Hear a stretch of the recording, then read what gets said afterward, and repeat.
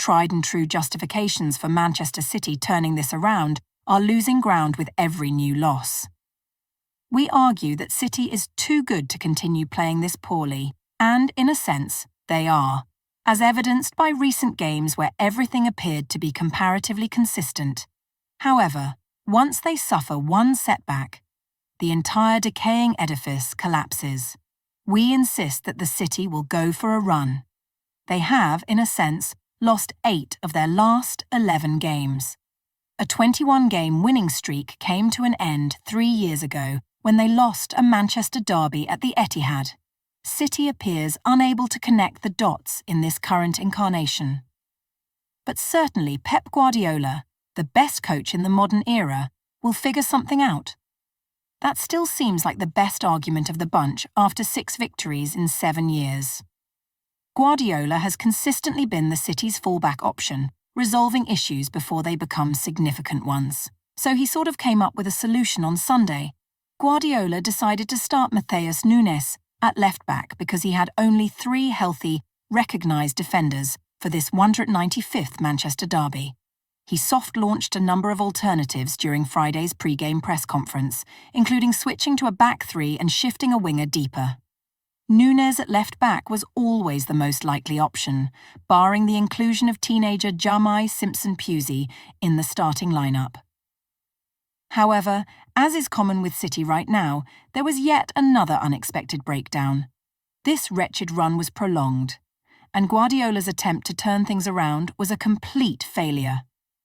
Guardiola could only blame himself after Nunes' back pass and penalty-given goal in the 88th minute turned the derby on its head, as seen in the above predicted goals chart. He declared after the game, "I am the manager, I am the boss, and I am not good enough. It is that simple.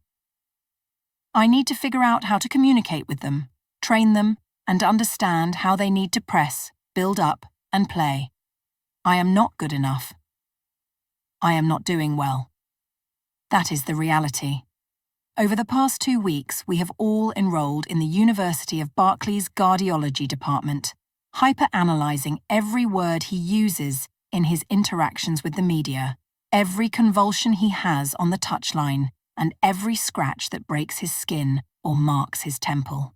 Consider this week's Amazon Prime interview with his former teammate, Luca Toni.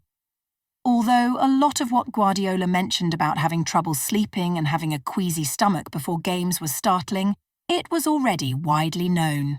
It was nothing new in a sense. This was not either. Guardiola hardly ever openly criticises any of his players. In the 6-year-old Amazon Prime documentary, he is heard stating that he will specifically try to defend them in news conferences. It is he who is subject to criticism. He will be the one to accept accountability for mistakes. First and foremost, this admission that he is not good enough should be interpreted as a tactic used by a manager who is more concerned than ever with safeguarding his players. The problem with casually dismissing it that way, though, is that Guardiola has a point when he points out his own shortcomings. The majority of City fans and analysts concur that the underlying problems go back deeper than the 11-game run that began a month and a half ago. Guardiola still has not come up with a solution, at least not a practical one, even though it has long since moved past a blip. Guardiola has already solved problems early on, or found a workaround, frequently ending up with a Premier League title. This has happened when he has no left-back, when he concedes too easily at the break, or when he reorients the assault to make room for Erling Haaland. At the very least, he has consistently kept any issues from ruining City's season. However, Guardiola's search for solutions has made that a serious threat, if it has not already occurred. That is not always a bad thing. The City's problems are convoluted.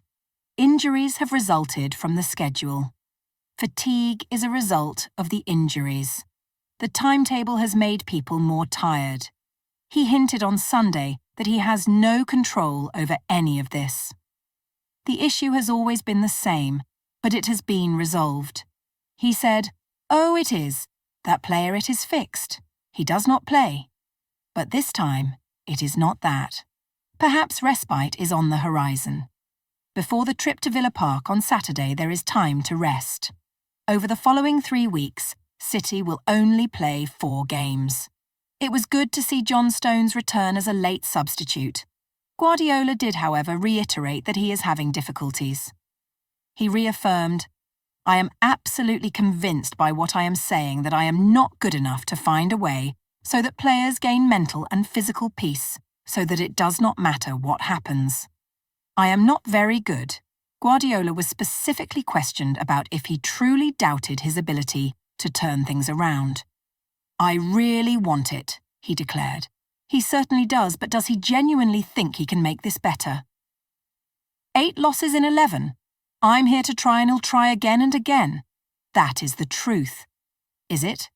Are City's issues truly that bad that the best manager of his generation cannot handle them?